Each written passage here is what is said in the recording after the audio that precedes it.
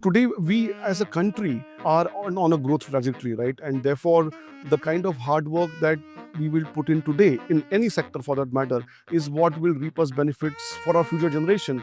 So, you will have to build ecosystems, economies, and businesses which are sustainable and scalable at the same time. What was the price of gold in 2008? 12,500 odd rupees for 10 grams, which is currently somewhere around 78,000 for 10 grams. The sensex, which is a most popular subject today, was somewhere around 15 odd thousand in 2008, which is now again 75 odd thousand in 24. Now, if you look at the sports business, when IPL started, was about 2,500 odd hundred crores, 2,800 crores, which has now moved to about in 2024. Leave these numbers aside. To cut a long story short, are people really clamoring and dying to see as sponsors with the IPL at the current prices that are going? Welcome to the second episode of the Bombay Sport Exchange. My name is Shriniwas Rao. Last week, we brought to you the first episode of this podcast. The guest was Mr. Sanjog Gupta, the CEO for sports at GeoStar. And that conversation had revolved around broadcast trends across linear and digital in terms of trying to see where cricket consumption in India stands. If you've not seen that episode, please visit and subscribe to TOI Sport on YouTube. Today, we wanted to follow up with that conversation, probably have another guest who can add um, the same amount of insight, but from a different perspective, from a sports industry standpoint in India. We have with us Mr. Vinit Karnik, the managing director for sport and entertainment at GroupM's Southeast Asia. Welcome, Vinit. Welcome to the show. Thanks, Rini, for having me on the show. And I would want to compliment you and the TOI sports team to have started this initiative, because I think it was a long overdue. And I think the kind of content you plan to create, I think will definitely add tremendous value towards the sports fans and the larger community who would want to know what's happening in the sports in India. There is a lot of encouragement from these people, I can tell you, because they have been after me for a very long time to start something specifically with regards to the business of sport. And obviously, as this conversation goes further, I'll try and explain why I'm saying what I'm saying. But before I do that, let me say a few things about what GroupM does. So annually, they come out with a report on the advertising and the sponsorship industry in sports in India. They call it a sporting nation in the making, right? Yeah, we used to call it Sporting Nation in the Making. We started this initiative in 2013. So this is the 12th edition of our report. But what we realized in the last one decade, that we have definitely moved the needle in a significant direction from a business of sports perspective. And therefore, in the last 2 years, we're not calling it Sporting Nation in the Making. And we have actually moved ahead to call it Sporting Nation Building a Legacy. So the first thing that clearly caught my attention was how the report, kind of talks about the journey of the sports industry in India, and says in the last 18 years, the value of gold in India grew around 6x. 6.2x. The value of stock grew around 4x. 4.7x. Yeah, so just to give you that perspective, see, sports as an industry has been growing at a CAGR of about 13%, which is quite healthy. If you look at 23 over 24, it has grown about 7x, 7%. Okay. Now, if you look at the journey of the last 18 years, and the reason I'm calling 18 years is because it's the 18th year of IPL. Okay, 17 years we completed in 2024, and 25 being the 18th year. I think interestingly, if you look at what was the price of gold in 2008. So if I jog my memory correct, I think it was around 12,500 odd rupees for 10 grams, okay, which is currently somewhere around 78,000 for 10 grams, yeah, which is almost about 6.2x. If you look at the sensex, which is a most popular subject today, was somewhere around 15 odd thousand uh, in 2008, which is now again 75 odd thousand in 24. I'm talking about 24 numbers or 25 numbers. 25, obviously, it's very high. quite higher than that. Now, if you look at the sports business when IPL started was about 2,500 crores, 2,800 crores, which has now moved to about 16,633 crores in 2024. Now that's almost 7x, which means that sports business in the last 18 years has grown faster than the value of most popular currencies in India and most emotional currencies in India, I would say, which is gold and sensex. Coming back to the sponsorship part of in sports, those numbers have seen what, a 6% rise is what your report says in between 2023 and 2024. It's valued at around what? So it's grown by 6%. We were about 15,000 odd crores in 2023, and 24 is about 16,633. Some give and take. Yeah, 16,633 to be specific. So it's less Six, than 1,000 crore, around 800. yes. And there are significant reasons for that, Srini. I think the prime reason, and in your face reason, is obviously the number of matches that Team India played. So Team India played about almost about 64 matches in 2023, as against 47 matches in last year. Okay, So we and we look at our report is about calendar year, Jan December. around 20 odd matches less. 20 odd matches less, and predominantly on the back of Asia Cup. So Asia Cup was a very popular and it did very well in 2023. We didn't have Asia Cup in 24, so that was about 6 matches. ICC World Cup happened in 23, so we saw less matches on ICC, almost 3 to 4 matches reduction there. And make no mistake, I mean Asia Cup and ICC means that 2 or 3 India Pakistan matches. Yeah, then India away played equal number of matches, but India at home played far lesser matches. So to a total 20 matches lesser compared to 23 is the significant drop in terms of revenue, so to say. It's ironical that we're talking about a sponsorship industry going up by 6%, around 850 CR mark. We're talking about the number of cricket matches gone less, but the 6% is not just cricket, right? It's the overall sponsorship industry. So we come back to the same old Ram Kahani, which is in India only cricket sells. I mean, that's Certainly. I mean, there is no denying that. Okay, and we should be proud about it. I mean, I am personally very proud about that. Having said that, our emerging sport economy also has been slowly and steadily, I would say, recovering, because it was growing at a very very good pace pre-COVID. But pandemic, obviously, as we all know, got some breaks on the emerging sport economy. But I think post that, over the last 4 years, we have seen a significant growth in that segment also. So the way we cover the emerging sports, we look at sponsorship as a segment, we look at media rights as a segment, we look at endorsements as a segment. So all these segments in the emerging sports have been showing very encouraging signs. Sports like marathon, for example, the running is one of the most popular sports today, has shown significant amount of encouraging numbers from a sponsorship perspective. I mean, you have got new sports like pickleball, who are very very small at this point in time, but definitely pushing that envelope today. And if I have to talk about pickleball and marathons in terms of running, both are community sports, and they attract serious amount of eyeballs, social media conversations, and so on and so forth. So I mean, the good news is, again, 18 years back, I don't think this existed. Okay, we never spoke about emerging sport. We only spoke about cricket. Okay, today we are talking about at least 10 Premier Leagues in multiple sports, which are driving that ecosystem, and giving our sports fans who would want to play uh, sport of their choice an opportunity to possibly look at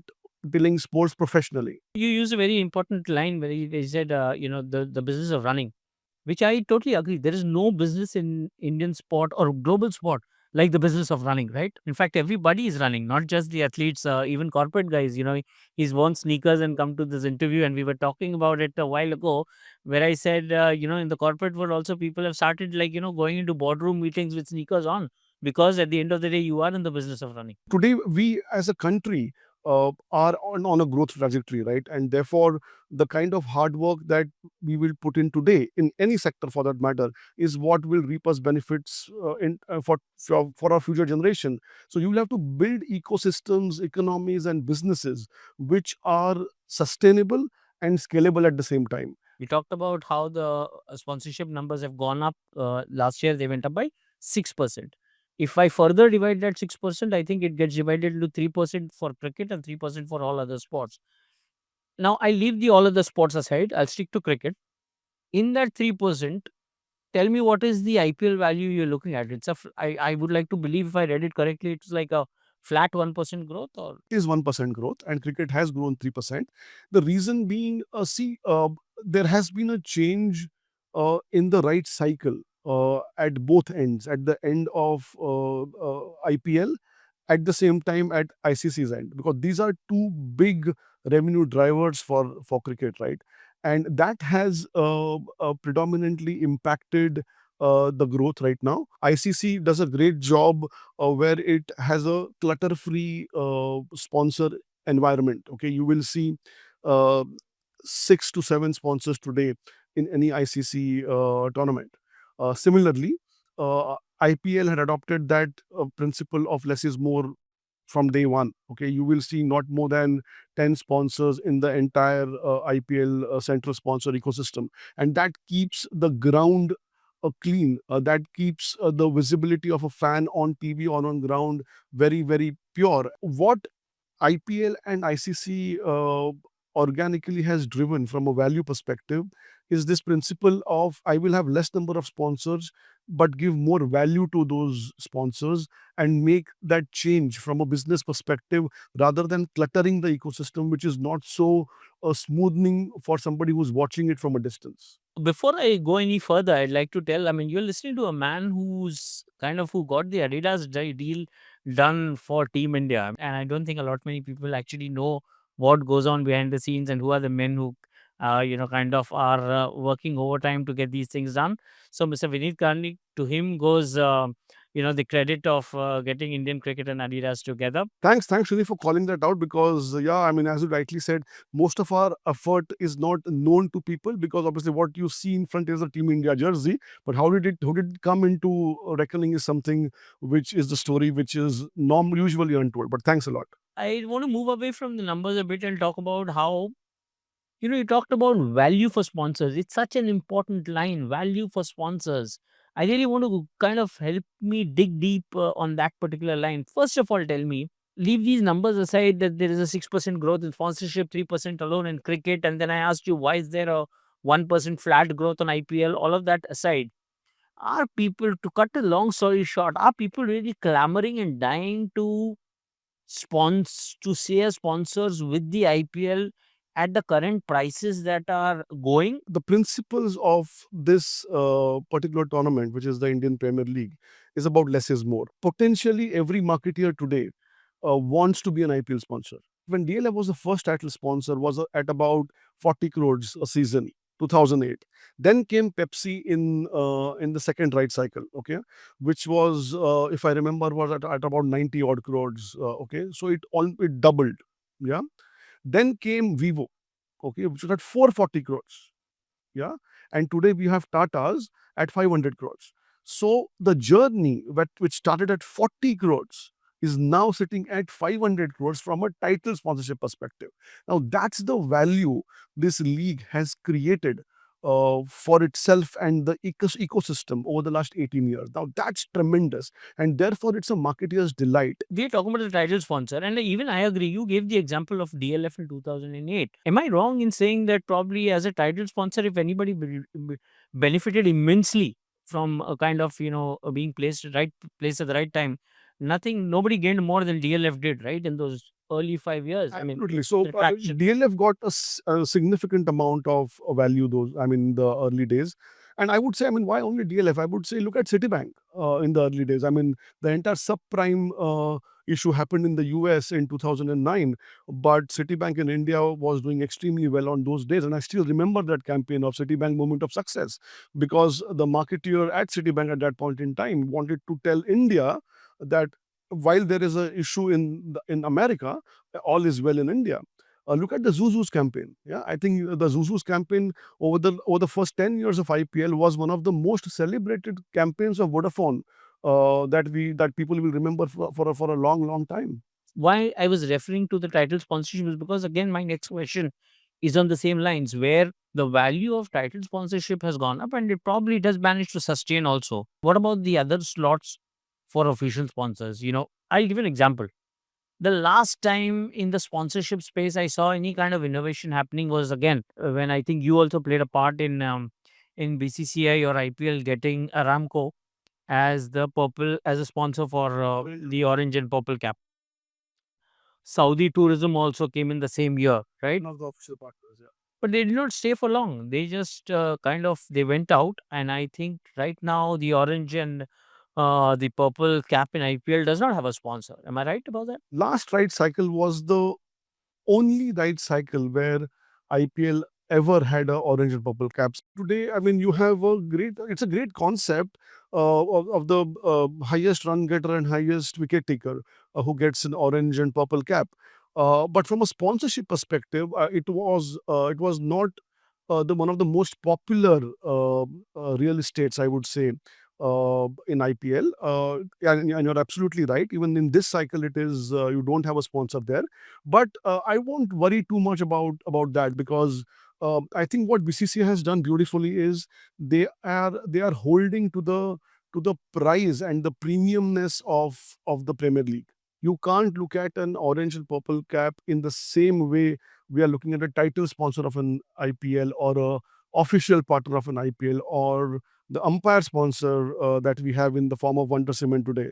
You have to look at those assets. Every asset needs to be looked at differently. Of course, I agree with you. Vinit. There needs to be some kind of respectability brought to the space, some kind of focus and attention given to the space. And I'll give you why. I'll give you a reason why.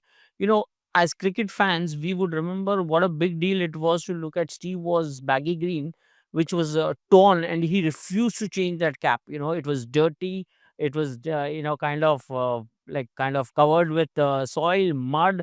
Having played Test cricket over the years, but War just refused to part with that cap. He would walk on for the toss wearing that same torn cap again and again, and people noticed it. And there was an amount of serious respect that was given and there was a brand that was built around it, right? I mean, I'm not going that far. That is too big a legacy, and I'm not going to go. But I hope you understand the No, scope but you are raising a where valid I'm point, coming from. Srini. Sorry to cut you, but I think you are raising a valid point. What I hear you say is that you need to build a value proposition around a sponsorship asset. You have to create a perceived value around the slot. In one of my threads, I had pointed out that over the years, predominantly the BCCI as a cricket body never really kind of wore a business suit and went out and made presentations to get a sponsor on board. And I think today we've reached a stage where now they realize the importance, or that, they need to go out, market themselves in order to not just bring sponsors, but give them something in return to kind of allow them to stay back for a longer duration. And those kind of responsibilities are what kind of Vinit is partnering the BCCI with for, where the whole fight is to not just bring a sponsor, but try and look at ways where a sponsor comes on board and then stays. See, I'll give you a reason why I'm saying this. We see fintech companies, startups, most likely, that come into the sponsorship space, but they have a specific POV where they come to look at certain numbers. Obviously, their next series of funding is waiting for them to hit a certain number in terms of, so they achieve that number target and then they move on. For them, that reason is accomplished at that point, right? And then there are legacy sponsors, MasterCard, for example, which comes in like, some things are priceless, Right. kind of, they're not here looking to build numbers overnight. And that has been their standing there.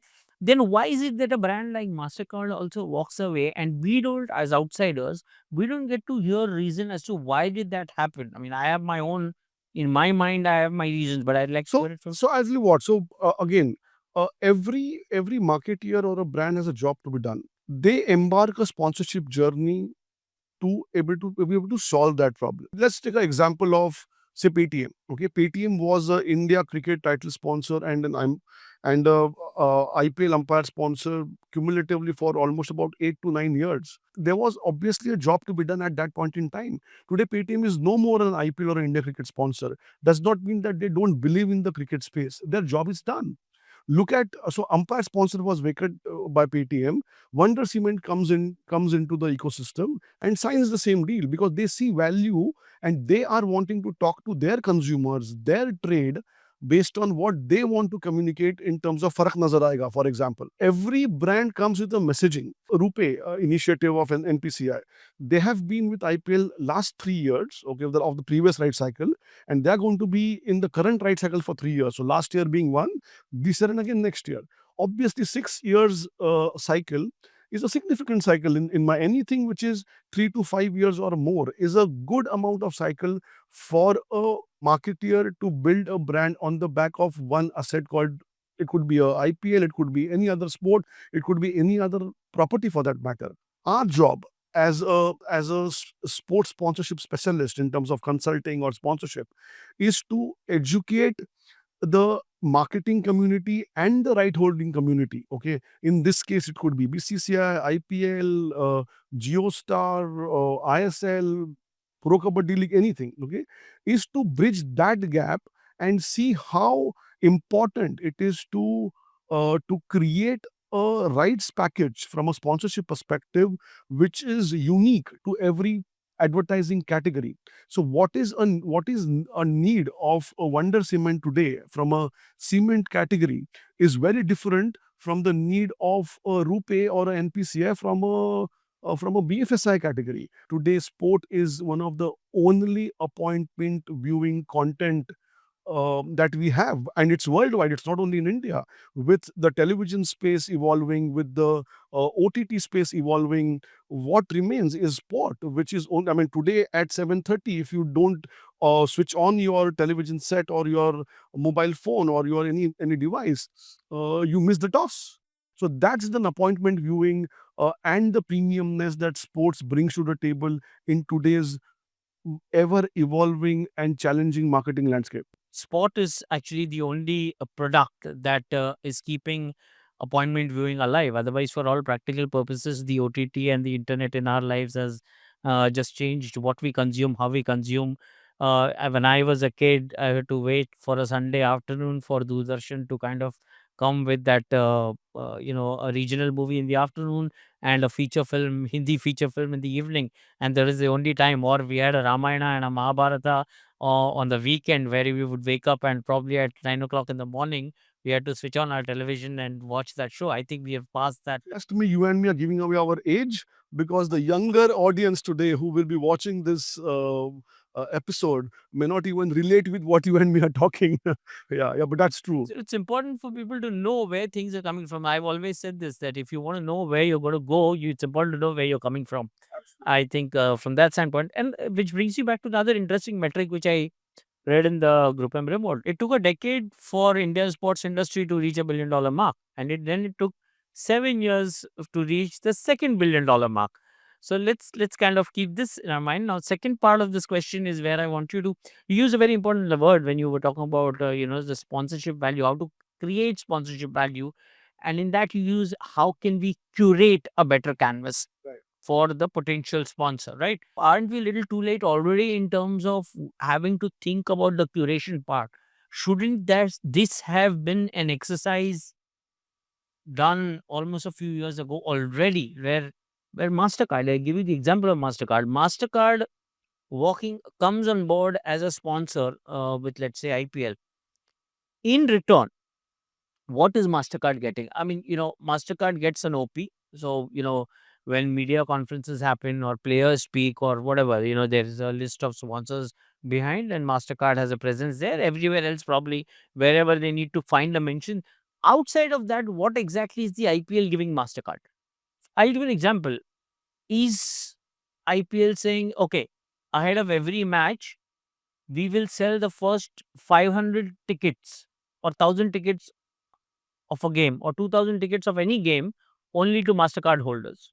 Tata is coming on board as title sponsor. Is BCCI saying that okay, our cricketers take a flight across the world, across the country, Every day they are flying, right? Or every week they are flying.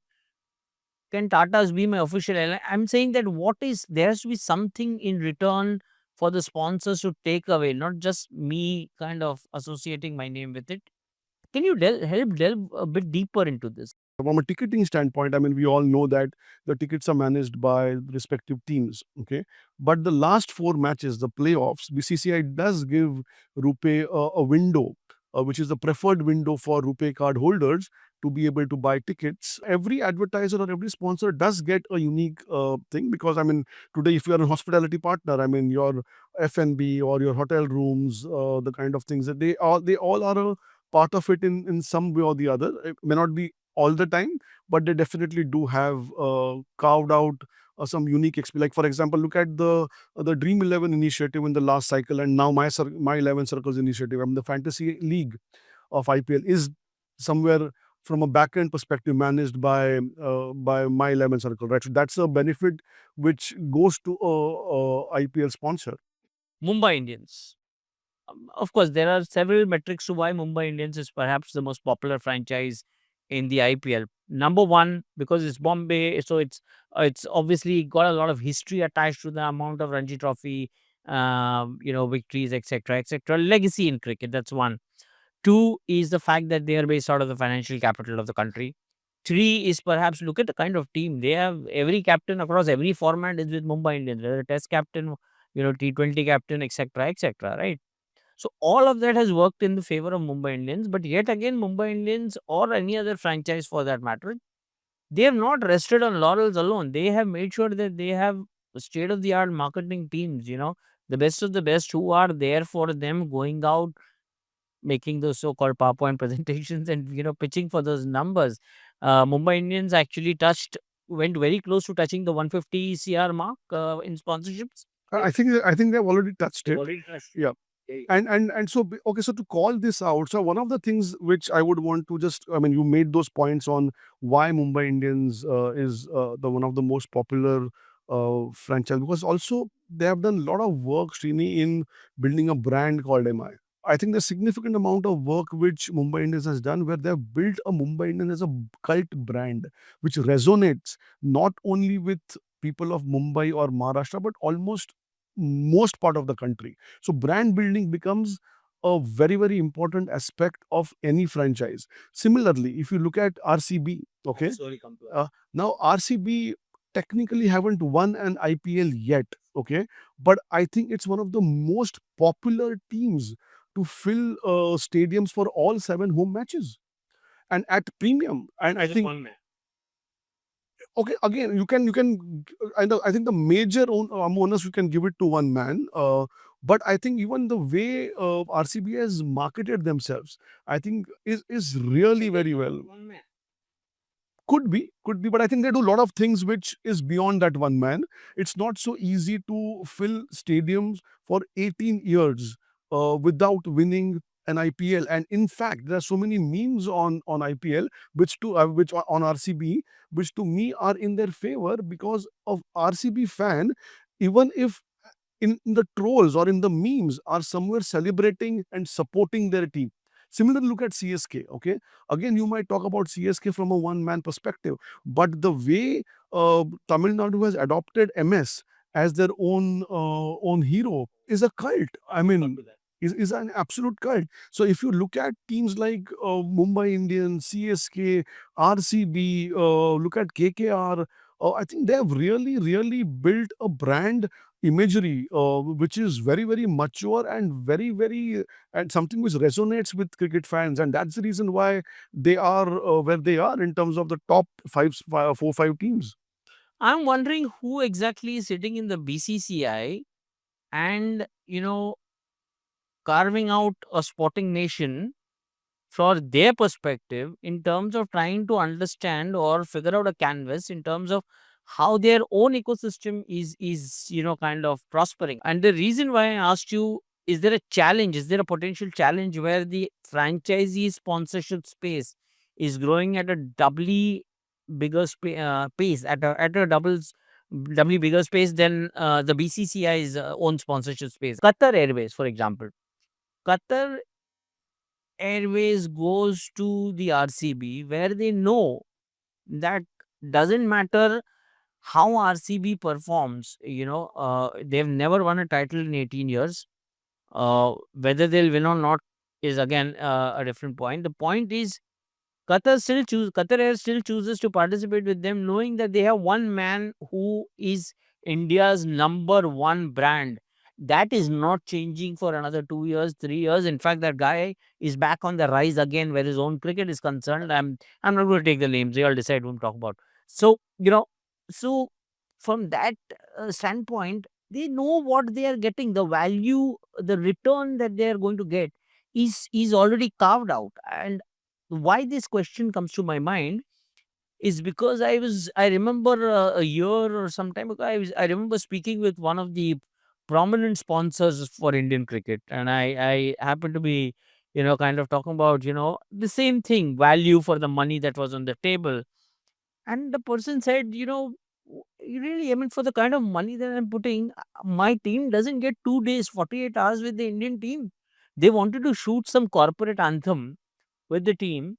They couldn't get the bunch of 15 under one roof. They never get that opportunity. Reason I'm saying this, I'm not here to criticize anyone. The reason I'm saying this is a franchise is making it happen.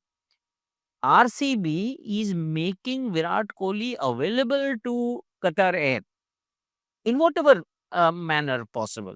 For that, Qatar Air is thankful because they want Virat, for which they are paying the money, and for whatever time and money being spent, they are getting the value in terms of Virat's time, which is again, So I'm saying, I'm talking about it from that perspective. Virat, a day of Virat Kohli, if you kind of were to value it, I we'd like to hear it from you.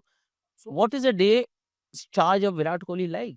Virat Kohli is one of the most premium assets that we have, and I think he is one of the most popular brand ambassadors for the brands that he endorses. And having said that, I mean, just to pull back, I mean, and I hear you from a question point of view. So I think the way our current rights package have been built, okay, it certainly needs a bit of an overhaul. Okay, and I mean saying it, I just said it some time ago as well, that today, uh, what a Adidas would have required from a sporting sponsorship or 10 years back would be very different than what they would need today. Our economy has changed, our preferences have changed, our exposure levels have gone up. I think Indians are the most traveled abroad for leisure than any other country other than China. I would reckon. So things have changed, and so definitely there's a need to relook at the way we are structuring our sponsorship packages, the way we are communicating with our consumers, we are communicating with our sponsors, because eventually if this has to be a sustainable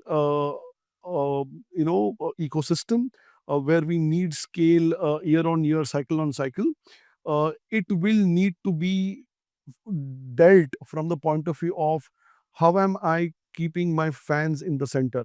How am I approaching every question from the point is, will how will my fan respond uh, to this decision that I'm making? So if you're keeping fan at the center and making the choices, making the decisions, I think as an ecosystem we have matured a lot. I think there's lots more to be done. There's serious amount of headroom to grow.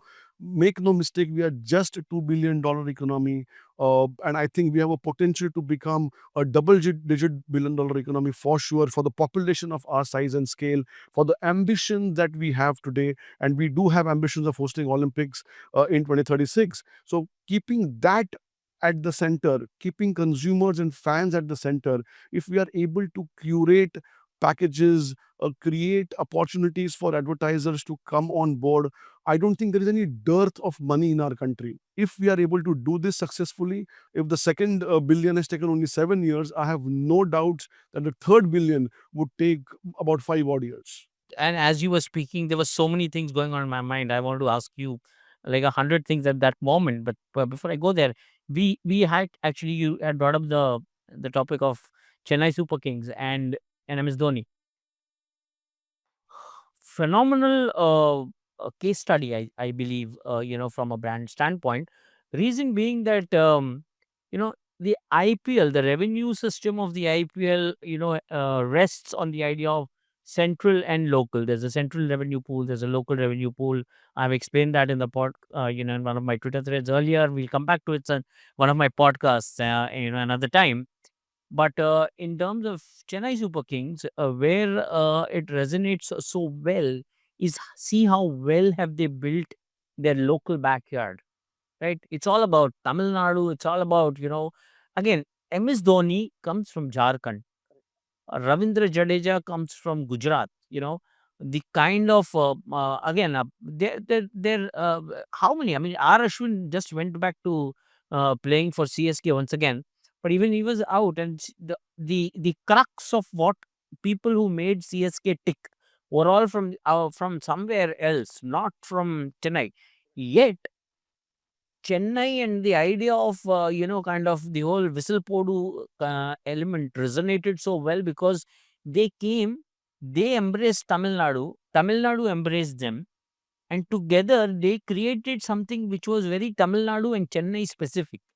So today, if you don't understand what Tamil Nadu is or what Chennai is all about, you really won't be able to understand what the current CSK setup is all about. And a brand like MS Dhoni also kind of got so well immersed into this pool.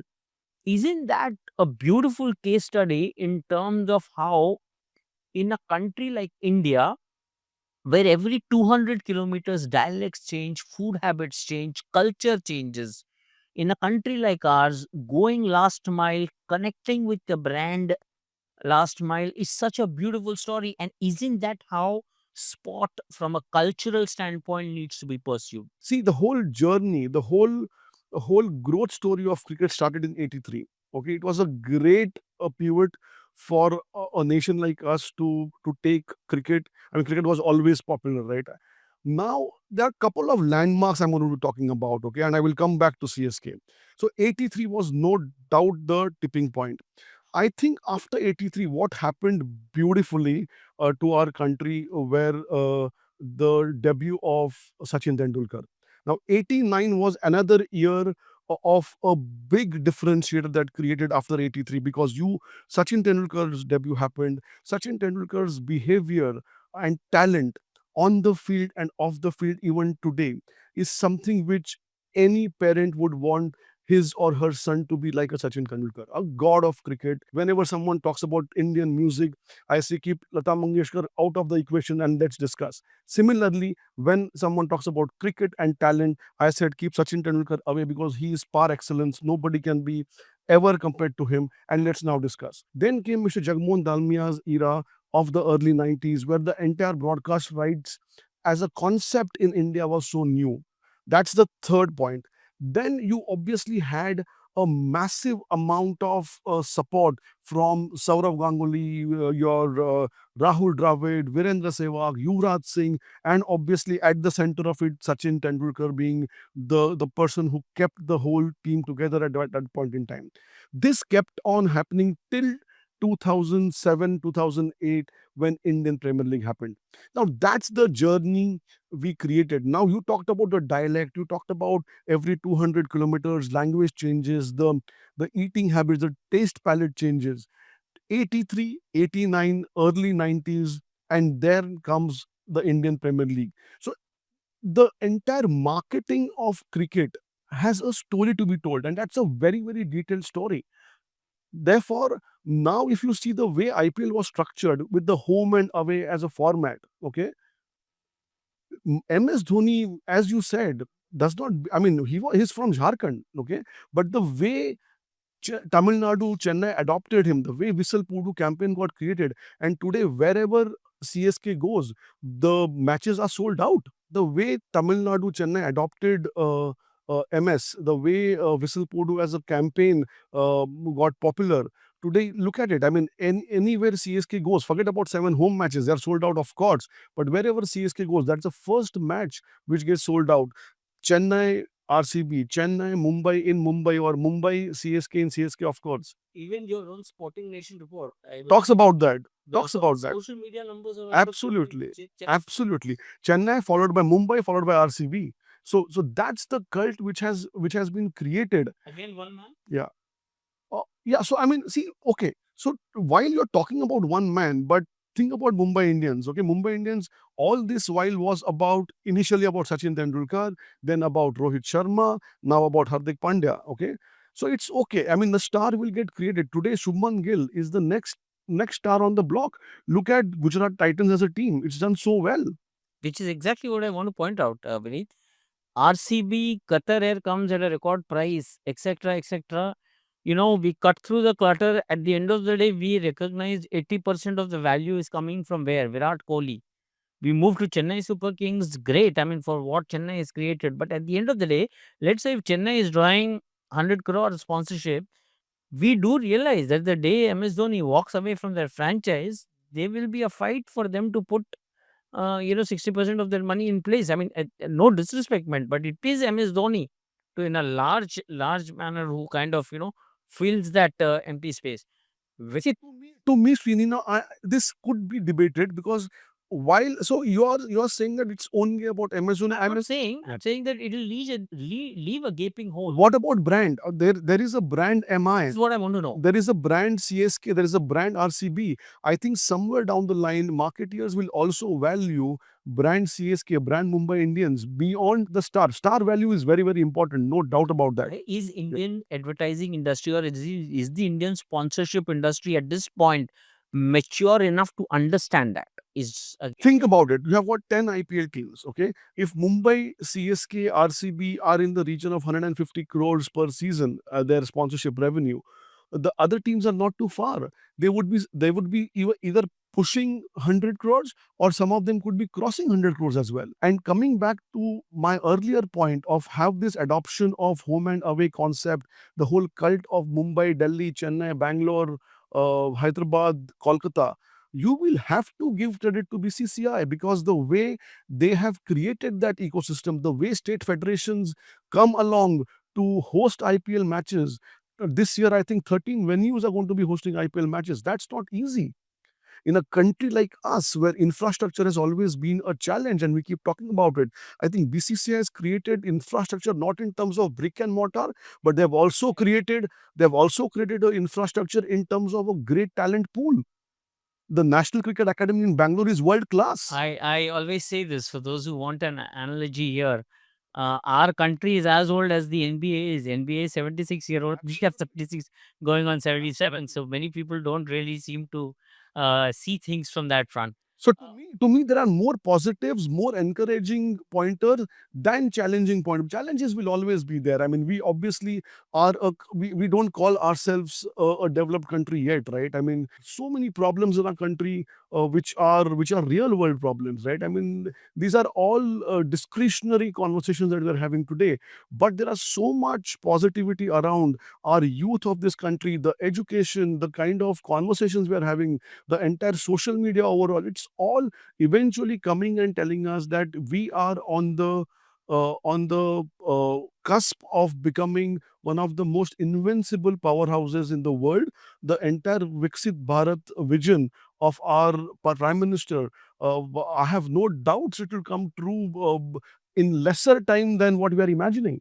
While we kind of digest that, this conversation cannot be complete with cricket alone.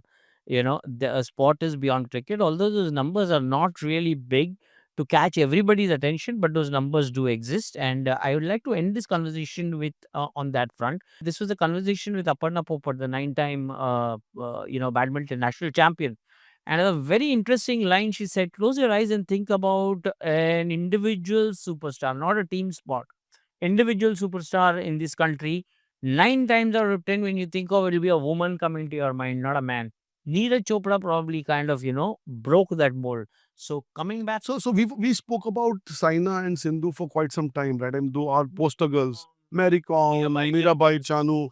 Yeah, today you have Manu Bakar, okay, two bronze that she got for our country are commendable. Okay, you look at Neeraj Chopra today. I think you spoke about the emerging sports. Technically, he should be at Virat Kohli's level, probably. He is already. I mean, Neeraj is endorsing more than.